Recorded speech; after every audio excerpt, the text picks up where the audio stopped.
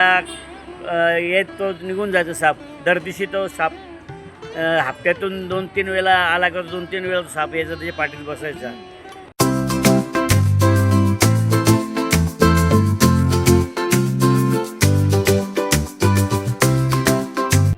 एक असं स्थान जिथे शरीर शांत होतं, आत्मा विश्रांती घेतो.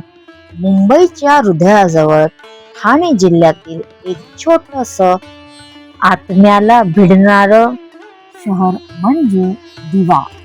आणि याच दिवा नगरीत भक्तांच्या अखंड श्रद्धेत तेजस्वी महादेवाचं मंदिर. नमस्कार मंडळी, अभिराज कलेक्शनच्या नवीन कोऱ्या भागात तुमचं खूप खूप स्वागत आहे. आज मी आली आहे सगळ्यात वेगळ्या ठिकाणी, म्हणजे जे अगदी स्टेशनच्या 5 मिनिटावर अंतरावरतीच आहे. 5 नाही 2 मिनिटाच्या अंतरावर आहे. शंकराचं मंदिर आहे, महादेवाचं मंदिर आहे, सुंदर भव्य दिव्य मंदिर आहे. आणि ते मंदिर आहे दिवा या जंक्शन स्टेशनला आहे. तुम्ही कधी दिव्या स्टेशनला आलात तर नक्की या भव्य दिव्य मंदिराला भेट द्या. असं आगळं वेगळं मंदिर आहे. शांतता आणि सुंदर असं निसर्गरम्य वातावरण आहे इथलं. तुम्ही लवकरात लवकर या मंदिराला भेट द्या. श्रद्धेचा व आश्रयाचा एक जिवंत धागा या मंदिराच्या उभारणीचा मागचं रहस्य, भक्तीचं तपस्वी योगदान आणि पाटील कुटुंबाची निस्वार्थ सेवा.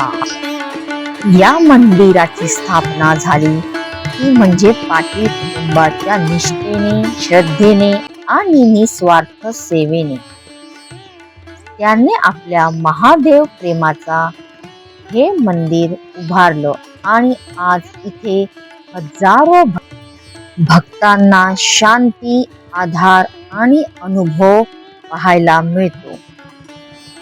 शिवमंदिराच्या छतावर असलेली एक साधूची जुनी शिल्पमूर्ती जी शंख तोंडाशी धरलेली आहे, ही प्रतिमा मुंबईतील पारंपरिक वास्तुशिल्पातील एक धार्मिक कलात्मक वैशिष्ट्य दर्शविते.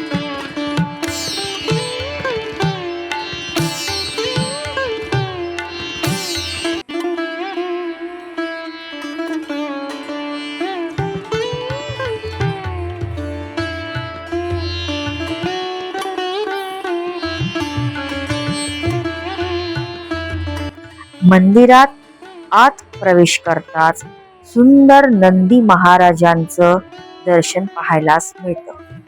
त्याचबरोबर इथे सुंदर अशी गणपती बाप्पाची मूर्ती विराजमान आहे. त्याच्याच शेजारी आपल्याला सुंदर अशी पंचधातूची शिवलिंगाची मुखवटा आपल्याला बघायला मिळतो. त्याचबरोबर त्याच्याच शेजारी आपल्याला सुंदर अशी हनुमानाची मूर्ती पाहायला मिळेल. सिंदूर चढवलेली सुंदर अशी हनुमानाची मूर्ती.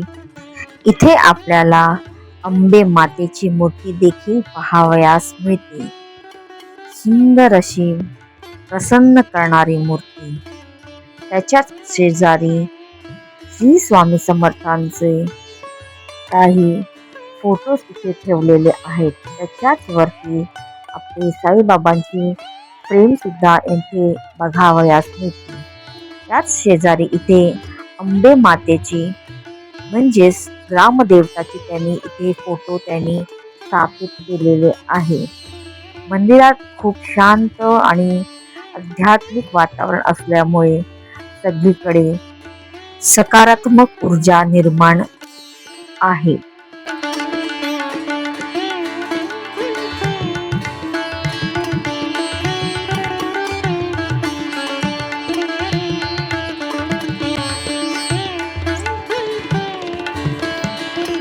आता आपण मुख्य गाभाऱ्यात जाणार आहोत. काही पावले करताच आपल्याला शिवलिंगाचं दर्शन इथे पाहावयास मिळतं. महादेवाचं शिवलिंग सुंदर भव्य दिव्य आणि सकारात्मक ऊर्जेने भरलेलं आहे. मंदिराच्या आत देवीची ही स्थापना केलेली आहे. त्याच्याच शेजारी मोठं भव्य त्रिशूळ सुद्धा उभारण्यात आलेलं आहे.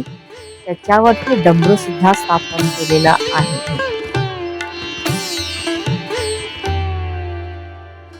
भक्तांची नित्य नेमाने सेवा, पूजा, शांतता आणि शिस्तप्रिय असं हे मंदिर आहे.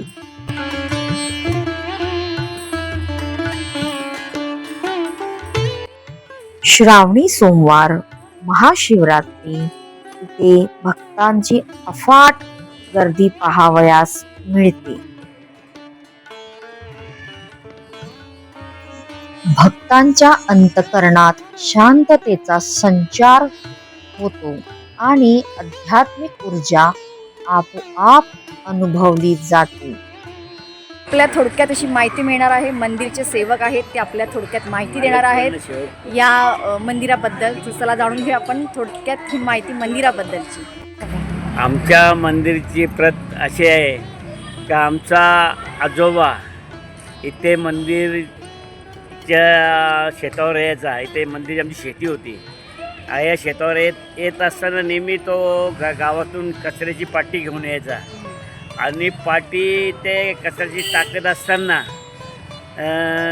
तो काम करायचा आणि ते येऊन मोठा सर्प बसायचा आणि तो काम करून जात वेळेला घरी जात असताना तो मंदिरच्या पाटीतून आजोबांच्या अंगावरून उतरून जायचा आणि त्यावेळेला ती काट्यांची झाडं होती कंपाऊंड शेताच्या भोवताली. त्या शेताच्या येत तो निघून जायचा साप. दर दिवशी तो साप हप्त्यातून 2-3 वेळा आला का 2-3 वेळा तो साप यायचा त्याच्या पाठीत बसायचा.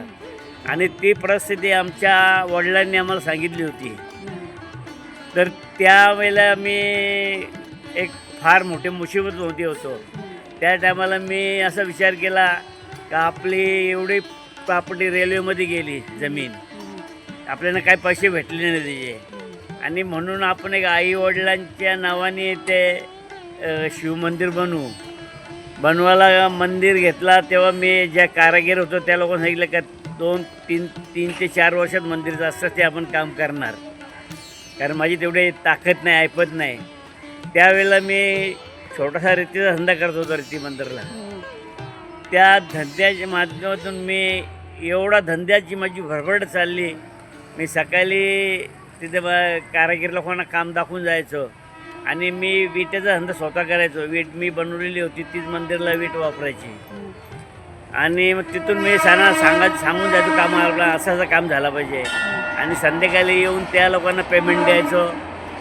मंदिरचा काम माझा लगभग 1 वर्षात झाला कंप्लीट. मी 3 वर्षांनी काम करणार, 1 वर्षात धंद्याची मला काय हे करायला लागली नाही. माझ्या घरच्या लोकांनी किंवा मला कोणी बाहेरच्या लोकांनी सपोर्ट केलेलं नव्हतं काहीच. मी ते मंदिरचं काम झाला, ओपनिंग झाली, मोठी मिरवणूक झाली. त्यावेळेला मी रस्ता नव्हता दिव्याला यायला. मी रेल्वे पटरीतून 2 जीप आणल्या होत्या मिरवणुकीसाठी पनवेलगाडीच्या लाईनीतून. त्या टायमाला मी मिरवणूक ती काढली होती आणि एवढी मोठी मिरवणूक या भागात कधी ग्रामीण एकदम खेडागाव होता आमचा तेव्हा दिव्याला. त्यावेळेला एवढी मोठी मिरवणूक कोणीच नव्हतं काढत ना. त्या टायमाला मी मिरवणूक काढली होती, मोठी मिरवणूक काढली होती. आणि मग धंदा माझा ओपनिंग झाली मंदिरची आणि धंदा माझा स्तब्ध झाला, परत होता त्या लेवलला आला. आणि मंदिरला मी कुठे खर्च केला ते मला माहिती नाही पडला. आणि मला इथले मिस्त्री लोकही याला गावालाही साथ दिली मुश्किल, म्हणून मी मंदिर हा बांधू शकलो आई वडिलांच्या नावाने. आज मंदिरला 40 वर्ष झाली माझ्या.